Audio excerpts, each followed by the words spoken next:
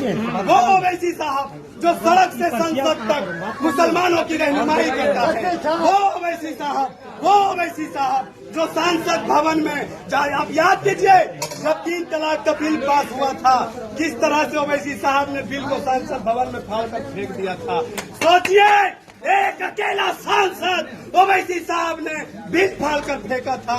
अगर वो तादाद में होते तो क्या से क्या कर देते। आज 2014 के बाद जब भी मुसलमानों पर कोई अत्याचार हुआ है भारत में, वो चाहे बिहार हो, उत्तर प्रदेश हो, राजस्थान हो, बंगाल हो, अगर वहाँ इंसाफ की बात करने को पहुंचा है तो भीम आर्मी का सेना पहुंचा है।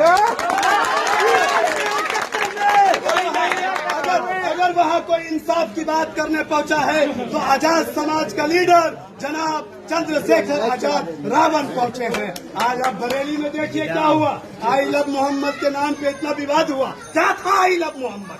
क्या कोई अभिशाप था? क्या कोई ऐसा चीज था जिससे किसी व्यक्ति को, किसी समाज को, किसी समुदाय को तकलीफ हो रही थी? हा? हम लोकतंत्र देश में रहने वाले हैं, लोकतंत्र संविधानिक देश में रहने वाले हैं। संविधान हमको इजाजत देता है अपने धर्म को मानने का, फंडामेंटल राइट में आता है अपने धर्म को मानने का, अपने धर्म का प्रचार करने का। लेकिन आई लव मोहम्मद का विवाद इतना ऊपर उठाया गया कि बरेली में दंगा करा दिया गया, और उस दंगा में सबसे आगे आकर अगर कोई बोलने वाला है तो असदुद्दीन ओवैसी साहब और चंद्रशेखर आजाद साहब। आप सोचो, आज के लिए बात कौन कर रहा है? किसी के चक्कर में नहीं आना है।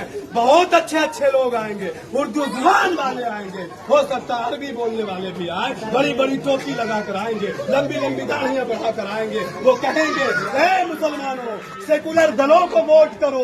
ए मुसलमानों, मुल्क का हालात बहुत नाजुक है, सरकार बदलो, भाजपा को भगाओ, सेकुलर दलों को वोट कर लो। ये सब बहकावा में नहीं पड़ना। क्या मुसलमान ही ठेका लिया भाजपा भगाने का? क्या मुसलमान ही लिया है ठेका सरकार बदलने का? क्या मुसलमान ही दलित ही ठेका लिया है सरकार बदलने का? मेरे दलित भाइयों, मेरे दलित नौजवानों, बुजुर्गों, महिलाओं और मुसलमान के तमाम लोगों, मैं सबसे बात कर रहा हूँ। मैं पिछड़ा, अति पिछड़ा, शोषित समाज से बात कर रहा हूँ। आपके समाज के लिए बात करने कोई आया है तो धर्मेंद्र राजवंशी जी है, और ये इनकी तारीफ है। मैं अपनी बात को खत्म कर रहा हूँ, 2 मिनट और। इनकी तारीफ क्या है मालूम है? ये प्रेजेंट में मौजूदा वक्त में ये भीम आर्मी का जिला अध्यक्ष है। कौन है ये भीम आर्मी? कौन है ये भीम सेना?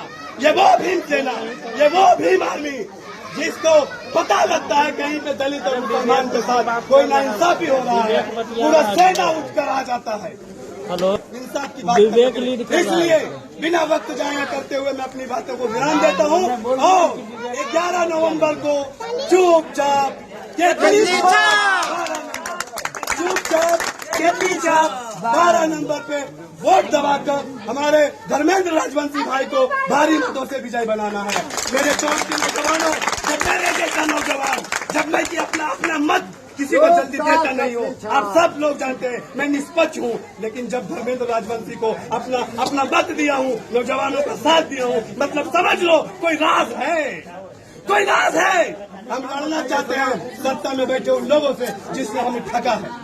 हम उन लोगों से लड़ना चाहते हैं जिसने रहनुमाई का, हमदर्दी का चोला ओढ़कर हमें ठगा है।